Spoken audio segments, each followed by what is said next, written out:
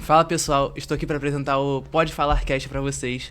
Hoje no primeiro episódio e vamos discutir sobre a ODS 5, com foco na 5.5, que traz sobre a igualdade de gênero e sobre mulheres no poder em si, né? Trouxemos a Natalie Smith, que é um grande case de sucesso, que está por aí ao longo dos anos, construindo a sua carreira, seu trabalho, todos os objetivos que têm sido construídos e concluídos, né? É uma atriz, diretora, também possui uma empresa chamada Pontuações Produções.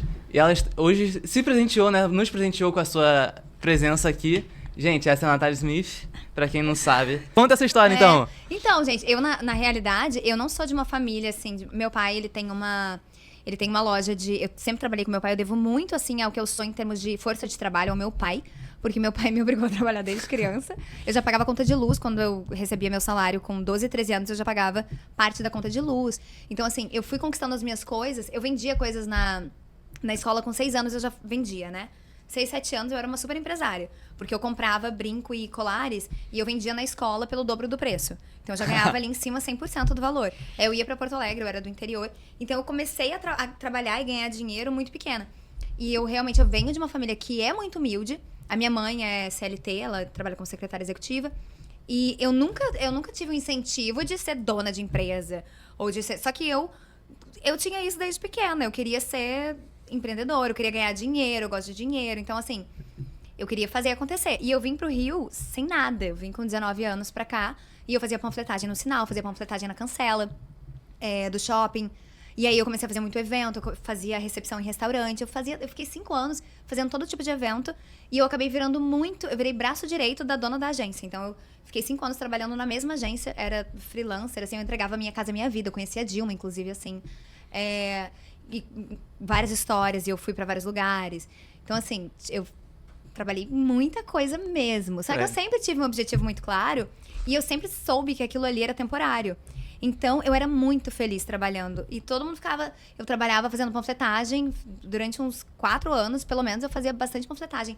Na rua, sabe? No Sinal mesmo, na Cancela. E eu era muito feliz fazendo aquilo. Porque eu sabia que eu tava ali e que eu precisava estar ali. E com aquilo ali eu tava aprendendo também muita coisa. E que aquilo seria importante no meu futuro. Então, eu sempre tive isso muito claro. Que a gente tudo é uma construção. E tudo faz parte da minha história e da minha vida. E aí, logo depois, o canal começou a fazer muito sucesso. Hoje eu trabalho... Graças a Deus, hoje eu trabalho muito com o que eu gosto. Eu sempre brinco que eu falo assim, eu não gosto de trabalhar, eu trabalho porque eu preciso, mas não, eu amo o meu trabalho, eu amo trabalhar. E eu amo, hoje em dia, trabalhar muito com marketing, com mídia, eu amo trabalhar diretamente com o público. Então, eu fui me descobrindo também em muitas coisas. Mas eu vim de uma origem muito, muito humilde, assim. Eu pedia comida, sabe? Eu não tinha... Muitas vezes eu pedia comida. Nunca passei fome porque eu pedia comida, tá? Então, graças a Deus, só não passei fome por isso, assim. E, obviamente, sempre tive muito apoio dos meus pais. Continuei trabalhando com meu pai mesmo à distância. E aí, o salário que ele me pagava, eu conseguia pagar a escola que eu fazia de teatro. E, assim, eu fui trabalhando. Dormia 2 horas por dia, mas tô bem, tô viva. Nathalie, a gente trouxe algumas perguntas pra você, porque, como eu disse, você faz de tudo. Tudo que tá podendo fazer, você tá fazendo, sou mãe, certo? sou empresária, dona de casa. Eu acho que o que eu mais gosto é justamente ser dona de casa. Eu já cansei de ser empresária. Brincadeira, gente, eu adoro. Eu sou atriz e diretora também. Então a gente trouxe algumas perguntas que, tipo assim, pra encorajar as mulheres que pensam em fazer isso que você faz, ser diretora, abrir sua empresa, construir esse legado de publicidade ou até mesmo de economia, essas partes que é tão importante pra gente e que sofrem um grande preconceito hoje em dia. Que a gente vê poucas mulheres nesses cargos ocupando, né? E olha que hoje em dia a gente vê muito mais, tá? Mas hoje em dia o número de mulheres aumentou em cargos, e mesmo assim... em cargos... Eu tava vendo esses dias a nova CEO do Xbox, cara, ela já tá renovando de uma coisa que, tipo assim, já poderia ser pensada há muito tempo, mas... E aí? Mas não era uma mulher, né, pensando. Não, e tipo assim, ela fala de uma forma que traz uma tranquilidade, traz uma coisa que é realmente que só a mulher pode fazer. E a gente vem percebendo isso hoje em dia. Eu te passo uma tranquilidade? Passa. Ai, que bom. Aí, a primeira pergunta seria, Nathalie, olhando para a sua trajetória até se tornar CEO da Pontuação Produções, quais foram os maiores desafios que você enfrentou como mulher para chegar a uma posição de liderança? Gente, eu acho muito chique CEO, né? Eu acho chique. Eu acho uma palavra bem inclusive, incrível. Eu comprei um livro sobre CEOs, que na verdade eu tô lendo aquele livro 10 vezes, que fala muito sobre foco e objetivo, e justamente para líderes e tudo mais. E aí justamente ontem eu comprei esse livro sobre CEO, então eu acho chique. Acabou que eu me tornei foi meio que consequência do meu trabalho, porque eu comecei como atriz dentro da produtora. E depois de um ano trabalhando muito e ajudando muito, principalmente na parte de produção e produção executiva, que são os meus fortes, eu adoro produzir. Eu amo dirigir, mas assim, eu realmente gosto de produção. Eu gosto de estar o tempo inteiro ligando, falando e fechando elenco, e fechando locação, fechando equipe. Então eu gosto da parte de produção também.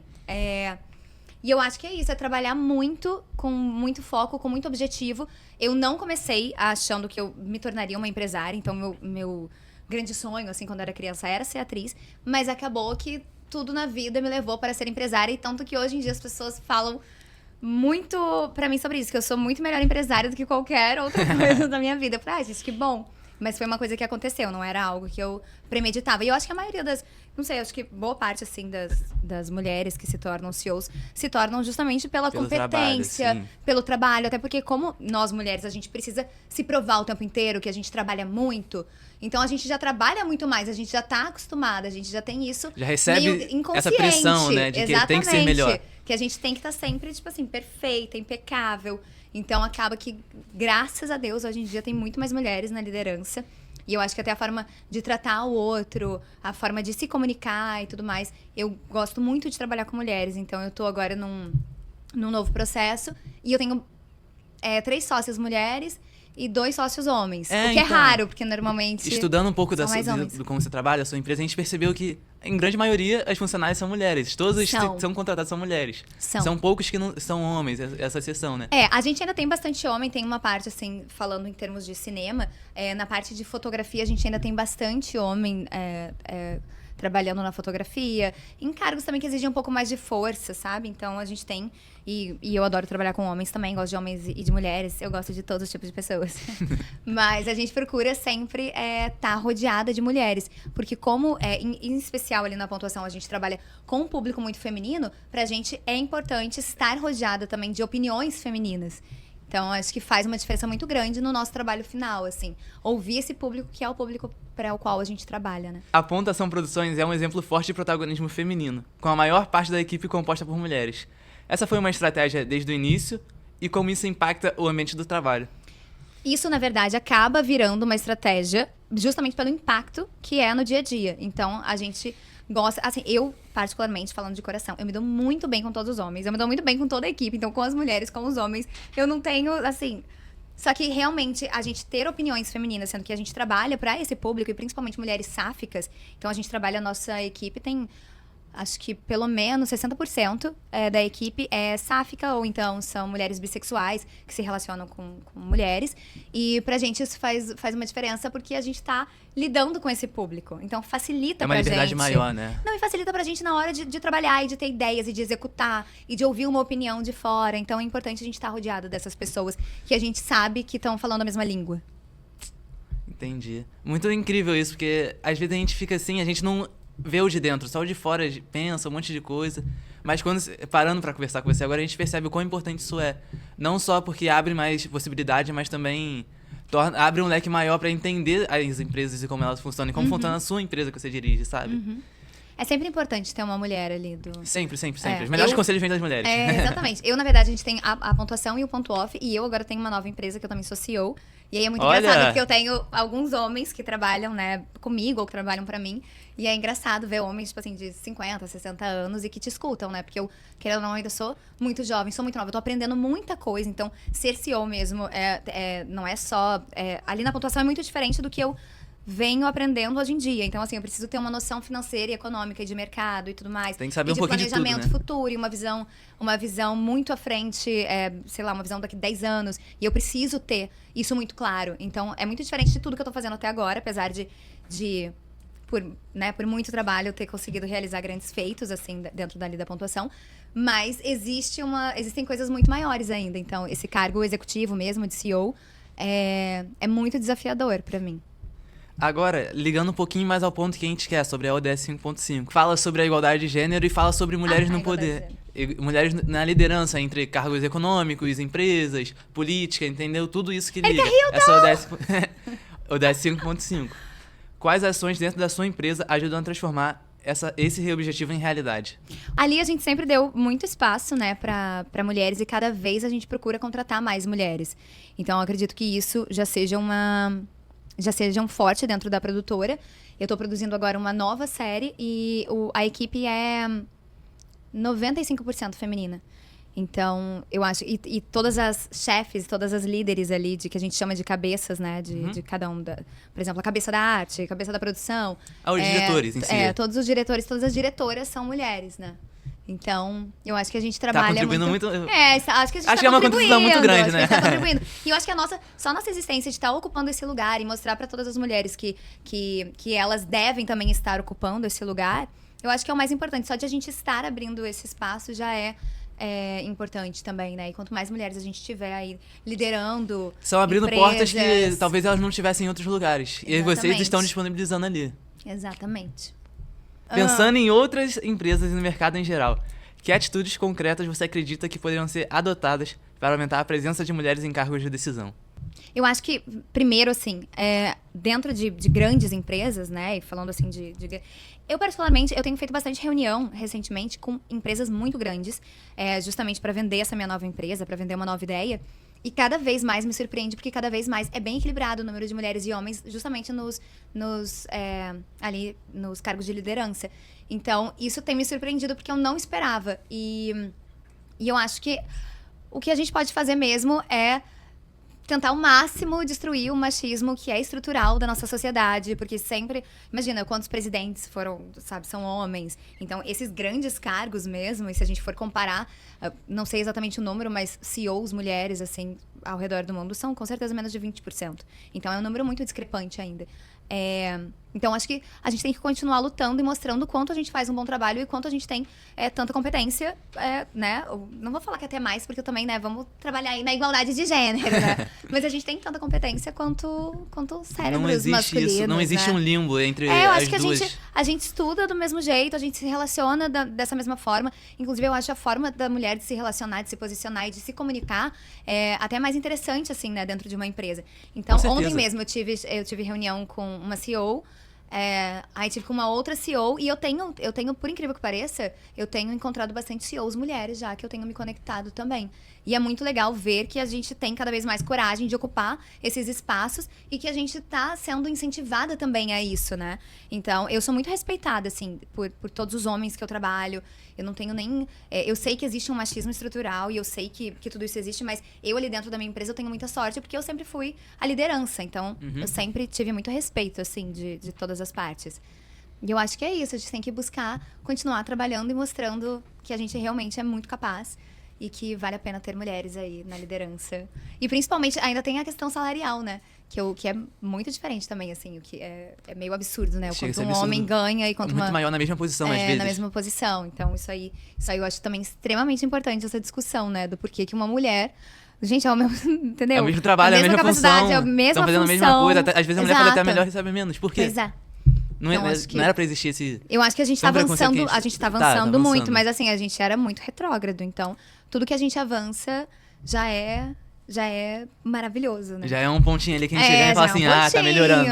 E cada vez mais com um ponto vai crescendo, quando a gente percebe... Quando a gente percebe, as mulheres dominaram o mundo. Aí o que os homens vão fazer? Eu adoro um homem cozinhando pra mim. Eu adoro um homem cuidando da casa. Entendeu? Eu gosto. Eu acho que eles podem também fazer essa função. Eu também gosto de ser dona de casa, tá, gente? Eu gosto de cozinhar, eu gosto de fazer as coisinhas dali da casa. Acho que é muito bom quando a gente divide essa função com o homem. Esse equilíbrio, né, que você pode alcançar aqui, por exemplo...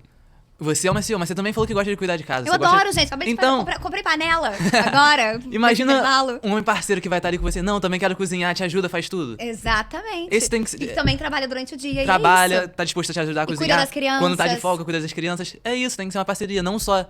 Se você quer trabalhar, você trabalha. Se ele quer trabalhar, ele trabalha. Mas se unir juntos e formar essa equidade e buscamos alcançar, né? Exatamente. Nesse mundo tão preconceituoso que a gente vive hoje em dia.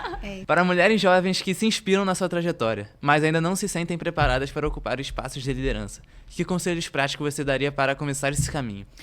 Bom, o meu primeiro conselho é que a gente nunca tá pronta pra nada. Então, assim, não adianta você ficar esperando estar perfeita, porque somos todos seres humanos, perfectíveis. Então, assim, a gente vai continuar errando. Então, eu prefiro errar e tá aqui trabalhando, e tá fazendo, e tá me corrigindo, do que ficar parada, estagnada, e não estar aqui ocupando os espaços que eu gostaria de ocupar. Então, acho que a gente tem que ter coragem mesmo e fazer, porque antes feito do que bem feito, antes feito do que perfeito. Gente, calma, volta a frase. Então eu falo muito isso, porque a gente tem que fazer. Então tudo que eu fiz na minha vida foi fazendo e não pensando muito. Algumas coisas eu sou até um pouco inconsequente, assim, porque eu só quero ir fazendo. Mas eu acho que a gente tem que traçar os nossos objetivos, ter isso muito claro, e a partir do momento que a gente tem um objetivo traçado, que a gente sabe que é aquilo que a gente realmente quer pra nossa vida, a gente caminha e a gente vai atrás daquilo todos os dias. Então você acorda de manhã já sabendo o que eu quero alcançar, então o que eu preciso fazer pra alcançar isso.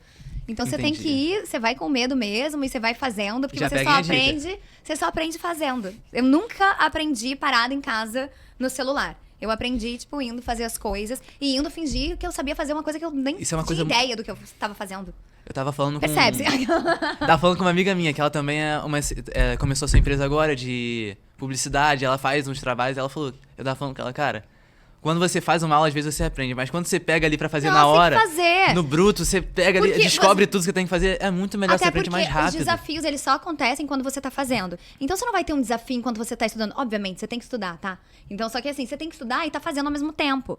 Porque eu continuo estudando, eu estudo a vida inteira, eu estudo vários assuntos a vida inteira. Então, assim, desde que eu sou adolescente, que eu quero ser atriz, depois eu fui me tornando produtora, diretora e CEO, empresária e tudo mais. E eu incentivo muito todas as minhas amigas ao meu redor. E ouso dizer que a maioria delas é hoje empreendedora, é empresária. Estão já gerenciando suas próprias empresas e começando todas essas elas, coisas, né? assim, eu vivo rodeadas de mulheres muito capazes e que são, assim, fenômenos de empreendedorismo e que fazem. E que muitas vezes não tinham coragem. Mas que isso aí com certeza posso dizer que eu, pelo menos de exemplo, eu sirvo, sabe? Então, mesmo que às vezes eu não fale, mas às vezes, olhando a minha trajetória e vendo tudo que eu consegui alcançar, as pessoas têm um pouco mais de coragem, porque eu não sou uma pessoa que sei tudo, tô muito longe de saber, até porque eu amo aprender e eu amo viver estudando e aprendendo. Então, eu acho que pelo menos ao meu redor, assim, as pessoas que me acompanham e que veem o meu trabalho, elas se sentem mais encorajadas a fazer, mesmo que elas não estejam prontas, porque pronto a gente nunca vai estar pra nada. Eu não tô pronta pra o desafio de uma reunião que eu vou ter amanhã.